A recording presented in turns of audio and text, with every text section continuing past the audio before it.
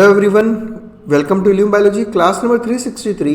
और जो हमने एक सेशन शुरू किया था बोन सरफेस मार्किंग्स पे पिछले वीडियो में हम लोगों ने उसी को कंटिन्यू करेंगे। और आज हम लोग बात करेंगे अबाउट डिप्रेशंस एंड ओपनिंग्स। देखो, बोन सरफेस मार्किंग्स का ये सेकंड पार्ट है। इस वीडियो को देखने से पहले इसका जो फर्स्ट पार्ट है वो ज़रूर देखो, क्योंकि उसके बिना आपको ये वीडियो समझ में थोड़ा आना मुश्किल है, क्योंकि वहाँ पे बहुत बेसिक्स इन सरफेस मार्किंग्स के बारे में हम वहाँ ऑलरेडी डिटेल में डिस्कस कर चुके हैं, जो मैं यहाँ रिपीट नहीं करना चाहूँगा।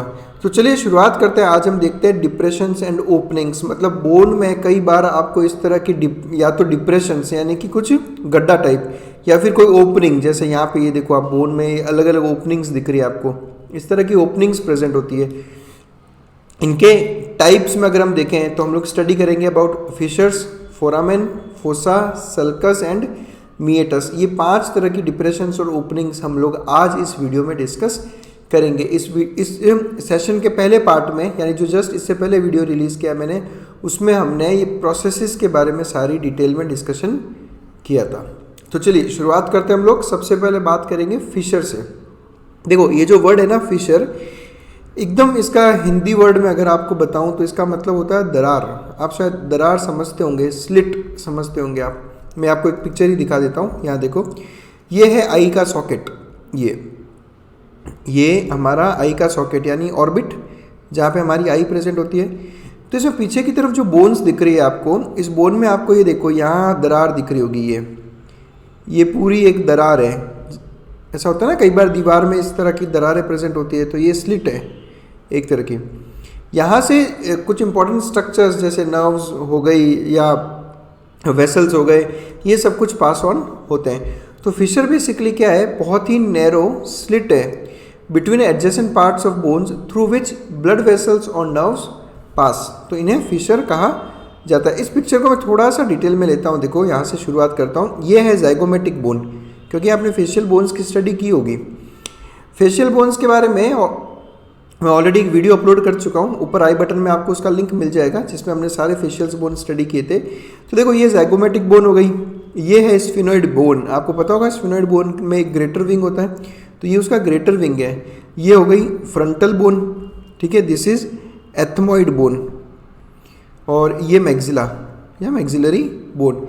देखो आप किस तरह से ये इतने सारे बोन्स मिलकर एक आई ऑर्बिट का फॉर्मेशन करते हैं। तो ये जो अपनी स्फिनोइड बोन है यहाँ पर, इसमें आपको ये स्लिट या ओपनिंग दिखाई दे रही होगी।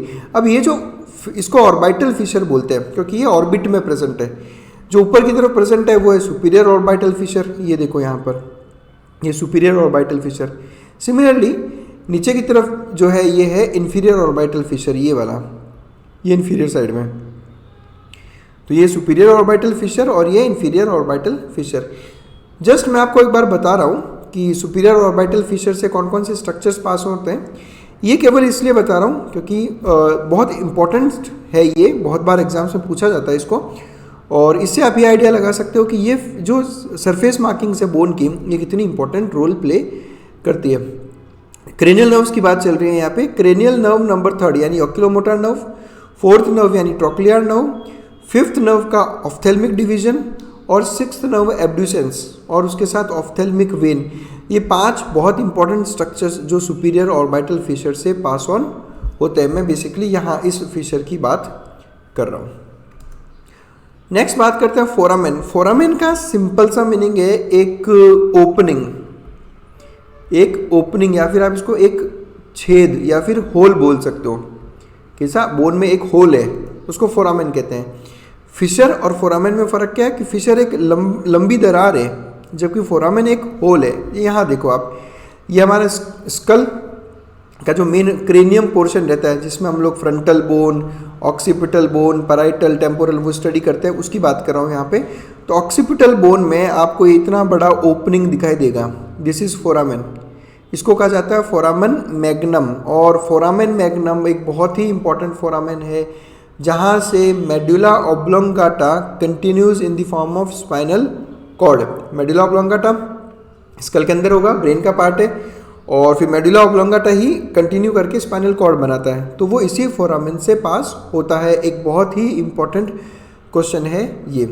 उसके अलावा आपको इसमें और भी बहुत सारे फोरामेन दिख रहे होंगे। देखो यहाँ पर देखो आप, ये फोरामेन स्पाइनोजम, उसके अलावा फोरामेन ओवेल, उसके अलावा फोरामेन रोटंडम। आपसे एमबीबीएस के एग्जाम्स में ये सारे क्वेश्चंस पूछे जाते हैं कि किस फोरामेन से कौन सा स्ट्रक्चर पास ऑन होता है। इनफैक्ट इस पिक्चर में आपको बहुत सारे फोरामेन देखने को मिलेंगे। ये एक फोरामेन लेसरम, तो 4 फोरामेन तो ये हो गए और एक बड़ा फोरामेन, फोरामेन मैग्नम, जो स्पाइनल कॉर्ड के लिए है।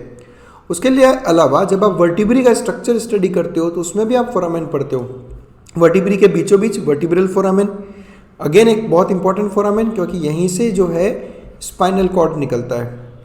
ये सारे वर्टिब्री एक दूसरे के ऊपर अरेंज्ड है और इस स्टैकिंग से, इस अरेंजमेंट से बनता है पूरा वर्टिब्रल कॉलम, और सभी वर्टिब्रल फोरामेन एक दूसरे के ऊपर आने की वजह से एक पूरा जो स्पाइनल कॉर्ड है इसी वर्टिब्रल कैनाल के थ्रू पास ऑन होता है। उसके अलावा इनके जो प्रोसेसेस हैं, इन प्रोसेसेस के बीच में भी फोरामेन है जिसे कहा जाता है ट्रांसवर्स फोरामेन।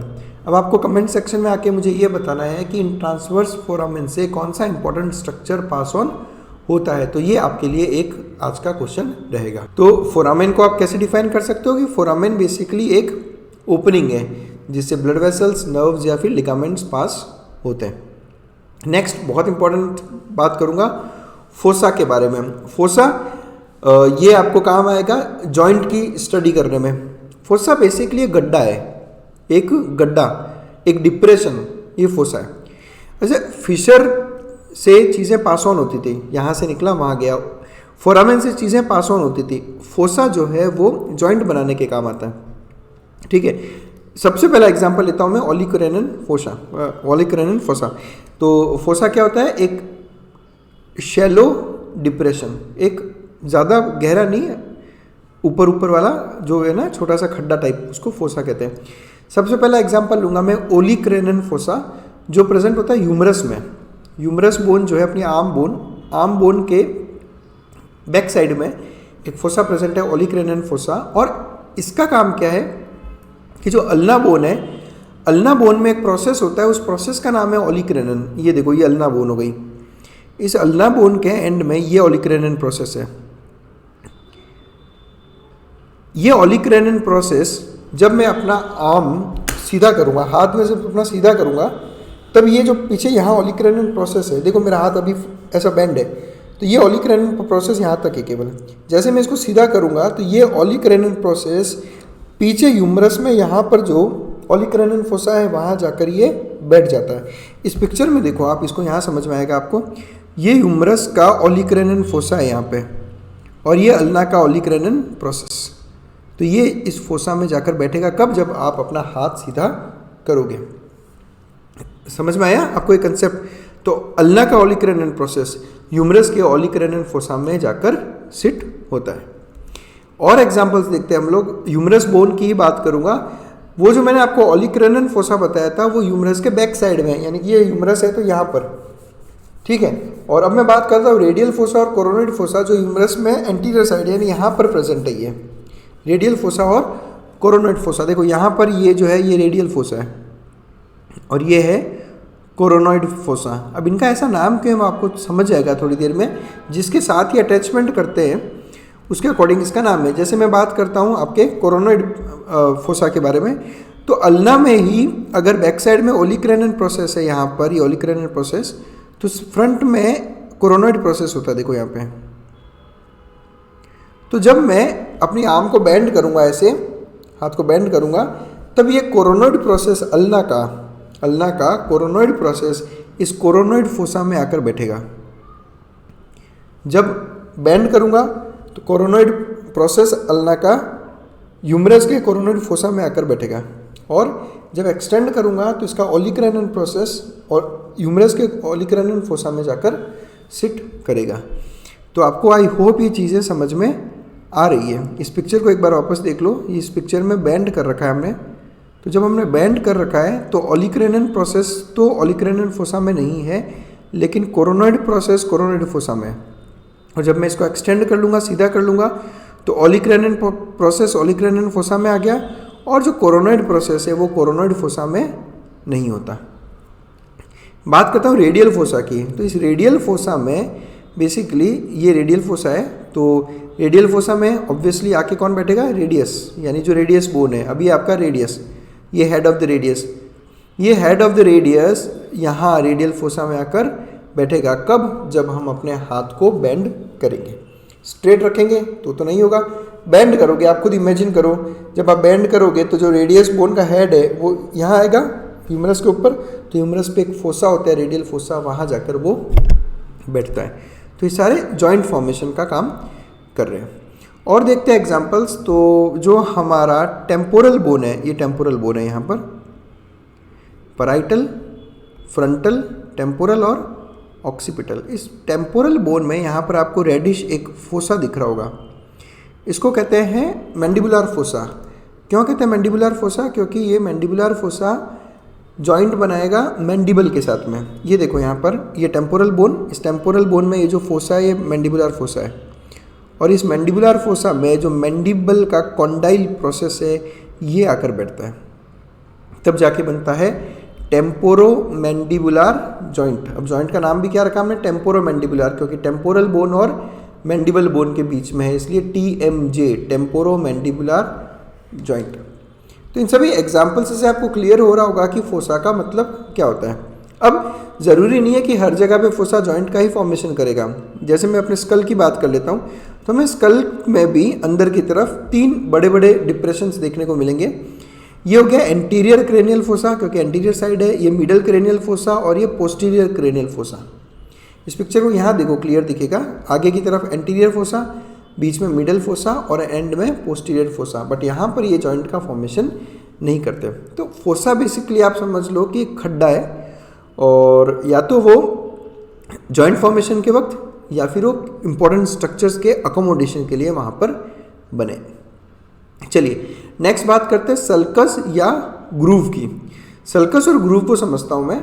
सल्कस ग्रूव को आप ऐसे समझ सकते हो कि जैसे 2 उभार हैं कहीं, ये 2 उभार समझ लो, तो इन 2 उभार के बीच में ये जो एक लंबा सा डिप्रेशन आया है, इसको आप कंटिन्यूस उभार, जैसे आप पहाड़ी समझ लो, 2 पहाड़ हैं, इन 2 पहाड़ के बीच में जो वैली बनी है ना, वो सल्कस हो गया एक तरह से। ह्यूमरस का एग्जांपल ले लेते हैं। ह्यूमरस में आपको याद हो तो हमने पिछले वीडियो में, जिसमें हमने बोन प्रोसेस की स्टडी की थी, उसमें हमने स्टडी की थी कि ह्यूमरस में ऊपर की तरफ ग्रेटर ट्यूबरकल और लेसर ट्यूबरकल नाम के 2 ट्यूबरकल्स प्रेजेंट है।